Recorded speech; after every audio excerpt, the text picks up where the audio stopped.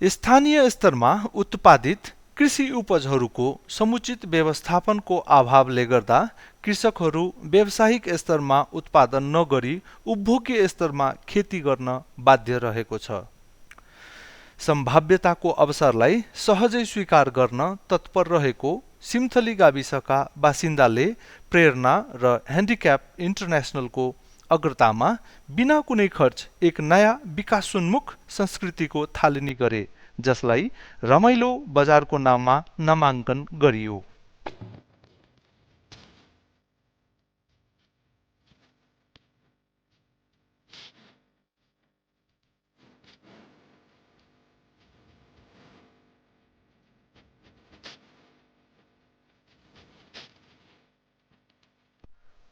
रमाइलो बजारलाई निरन्तरता दिन सामुदायिक स्तरमा निर्णय गरियो र साताको एक दिन शनिबार सामुदायिक भवनको प्राङ्गणमा सञ्चालन गर्ने सहमति गरियो र सँगसँगै प्रचुर मात्रामा प्रचार प्रसार समेत गरियो। उम्लोगाउँ पालिका वडा नम्बर 2 सिमथली सामुदायिक भवनमा रमाइलो बजार सञ्चालन हुने भएकोले सम्पूर्ण आमा बुबा बाजे दिदीहरू सामुदायिक भवनमा बिहान उपस्थित भइदिनु हुन अनुरोध गर्दछौँ। समय बिहान 7 बजे। यस रमाइलो बजारको थालनीले स्थानीय किसानहरू उत्साहित र आशावादी रहेको छ। फाइदा त फाइदै छ नि, अब आम्दानी नहुनलाई 2-4 पैसा देख्न पाछ हैन।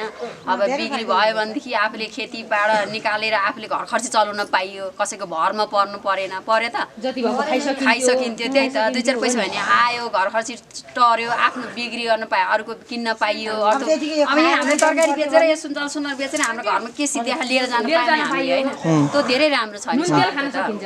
हामीलाई फाइदा हुन्छ, हामीलाई किसान राम्रो भयो भने तरकारी गर्छौँ हामीले। तरकारी पनि आउने बेला बेलामा बनाएर राख्छौँ नि। आउने सिजनमा काउली हुने बेलामा काउलीको सिजन हाल्छौँ होइन। बन्दा काउली, साग हुने बेला साग हुने बेलामा साग, मुला हुने बेलामा मुला, अनि अर्थको यो सलगमहरू पाइन्छ नि, धनियाँहरू यस्तोहरू पनि हामीले लिएर राख्न सकिन्छ कि जस्तो आएको छ।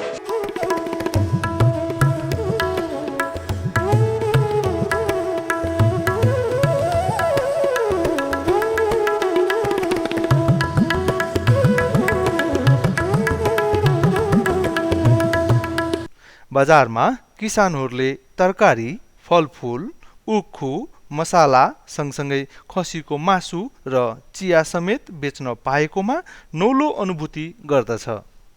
बजारको समुचित व्यवस्थापन र प्रवर्धनले स्थानीयको आय आर्जन बढाउन ठूलो भूमिका खेल्ने हुँदा यसको प्रवर्धनको लागि आफू हरसम्भव प्रयास गर्ने प्रतिबद्धता छ सिमथलीका वडाध्यक्ष कृष्णकुमार कार्कीज्यूको।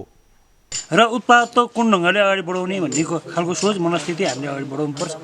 त्यसका लागि चाहिँ नि हामी जनप्रतिनिधिको हैसियतले रह्यो कुरो कृषिमा बेसी आय आर्जन गर्नका लागि बेसी उत्प्रेरित गर्नेछौँ।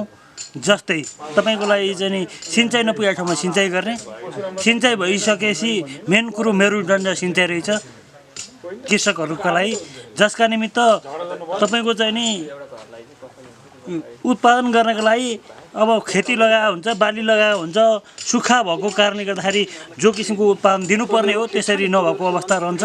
उत्पादन गर्नको लागि सिँचाइ हो। सिँचाइ हुने बित्तिकै तपाईँको चाहिँ नि तपाईँको किसानलाई जनजागरण गराउनका लागि, आय आर्जन गर्नका लागि चाहिँ नि आज तपाईँले देख्नुभयो तपाईँको यो काउली कि हामीले बोकेर बजार परैसम्म लानुपर्ने हुन्थ्यो।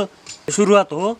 यसलाई चाहिँ नि अब हिँडाउने काम, अभिभावकको काम हामी सचेत वर्गहरूको रहन्छ, जस अन्तर्गत राजनीति जो पृष्ठमा उभिनुभएका साथीहरू हुनुहुन्छ, अनि यहाँ चाहिँ नि सचेत अभिभावक अर्थात् चाहिँ नि शिक्षक सरहरू हुनुहुन्छ, अनि सचेत नागरिकहरूले साँच्चीकै आय आर्जन गर्नका निमित्त योभन्दा उपाय विकल्प छैन।